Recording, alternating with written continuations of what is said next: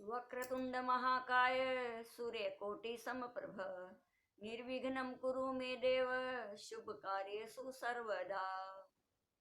आप सभी को बाला शर्मा की तरफ से जय श्री राम, जय श्री कृष्ण।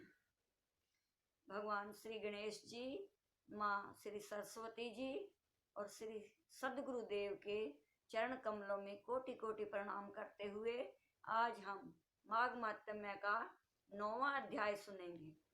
8वें अध्याय में आपने सुना कि जो प्याऊ लगाते हैं, अन्न जल का दान करते हैं, तुलसी वृक्ष लगाते हैं और नमः शिवाय का जाप करने वाले कभी यम का द्वार नहीं देखते।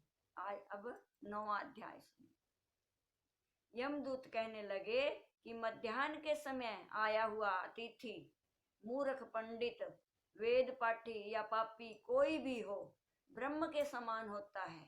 जो रात्रि के थके हुए भूखे ब्राह्मण को अन्न जल देता है, मध्याह्न के समय जिसके घर आया हुआ अतिथि निराश नहीं जाता, वह स्वर्ग का वासी होता है। अतिथि के बराबर कोई धन संपत्ति तथा हित नहीं है।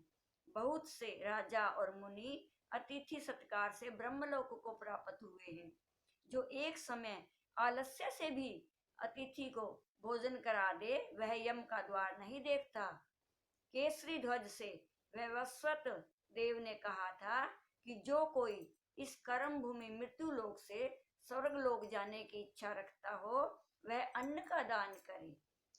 दूत कहता है कि यमराज कहते हैं कि अन्न के बराबर दूसरा कोई दान नहीं है। जो गर्मियों में जल, सर्दी में ईंधन और सदैव अन्न का दान करते हैं, वह कभी यम का दुख नहीं उठाते। जो अपने किए हुए पापों का प्रायश्चित करता है, वह नरक को नहीं जाता है। जो काया, वाचा और मन से किए हुए पापों का प्रायश्चित करता है, वह देव और गंधर्वों से सेवित शुभ लोक को प्राप्त होता है। जो नित्य ही व्रत, तप, तीर्थ करते हैं और नित्य जितेंद्रिय हैं, वह भयंकर यम को नहीं देखते। नित्य धर्म करने वाला दूसरे का अन्न, भोजन और दान त्याग दे। नित्य स्नान करने से बड़े बड़े पाप नाश होकर यम को नहीं देखता है। बिना स्नान पवित्रता कैसे हो सकती है?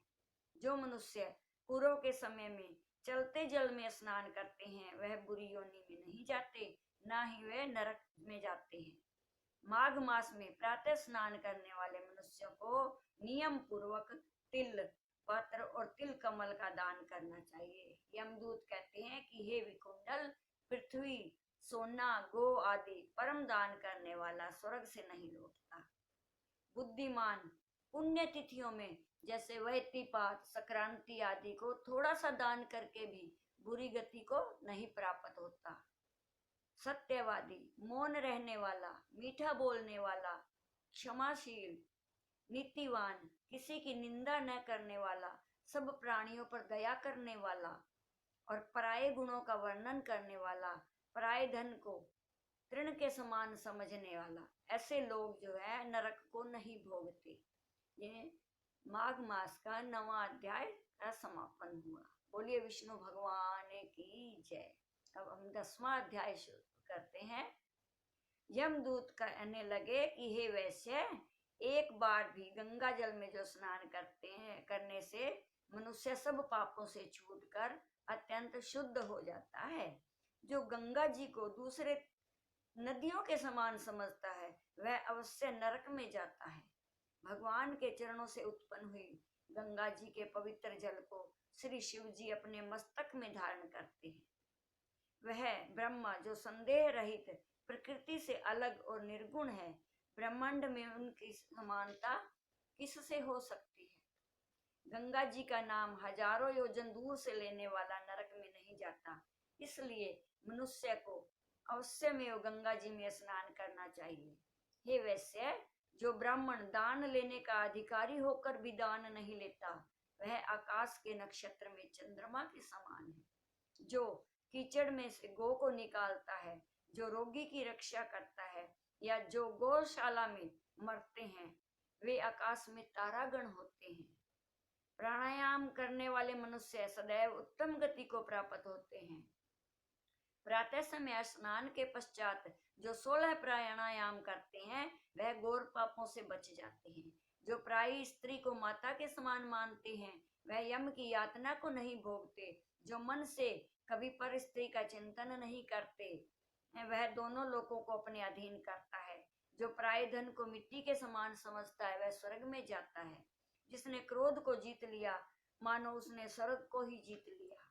माता पिता की सेवा देवता तुल्य करता है, वह यम द्वार नहीं देखता। और जो गुरु की सेवा करते हैं वे ब्रह्मलोक को प्राप्त होते हैं। शील की रक्षा करने वाली स्त्री धन्य है, शील भंग करने वाली यमलोक में जाती है। जो वेदों और शास्त्रों को पढ़ते हैं या पुराण और संहिता पढ़ते और सुनते हैं तथा जो स्मृति का व्याख्यान और धर्म शास्त्र समझते हैं या जो वेदांत में लीन रहते हैं वह पाप रहित होकर ब्रह्मलोक को प्राप्त होते हैं। जो अज्ञानियों को वेद शास्त्र का ज्ञान देते हैं वे देवताओं से भी पूजित होते हैं। यमदूत ने कहा कि हे वैश्य, श्रेष्ठ यमराज ने हमको वही आज्ञा दे रखी है कि तुम किसी वैष्णव को मेरे पास मत लाओ। हे वैश्य, पापी लोगों को इस संसार रूपी नदी को पार करने के लिए भगवान की भक्ति के सिवाय दूसरा और कोई उपाय नहीं है।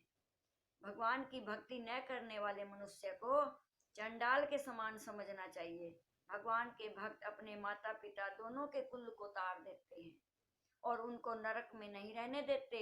और जो मनुष्य वैष्णव का भोजन करते हैं वे भी भगवान की कृपा से श्रेष्ठ गति को प्राप्त होते हैं। बुद्धिमान को सदैव वैष्णव का अन्न खाना चाहिए, इससे बुद्धि पवित्र होकर मनुष्य पाप नहीं करता। गोविंदाय नमः इस मंत्र का जाप करता हुआ जो मनुष्य मृत्यु लोक को प्राप्त होता है वह परम धाम को प्राप्त होता है, इसमें संदेह नहीं है। जो ओम नमः भगवते वासुदेवाय इस द्वादश अक्षर मंत्र का जाप करता है उसके ब्रह्म इत्यादि बड़े बड़े पाप नाश हो जाते हैं। बोलिए श्री विष्णु भगवान की जय। माघ मात्म्य का 10वां अध्याय का समाप्त।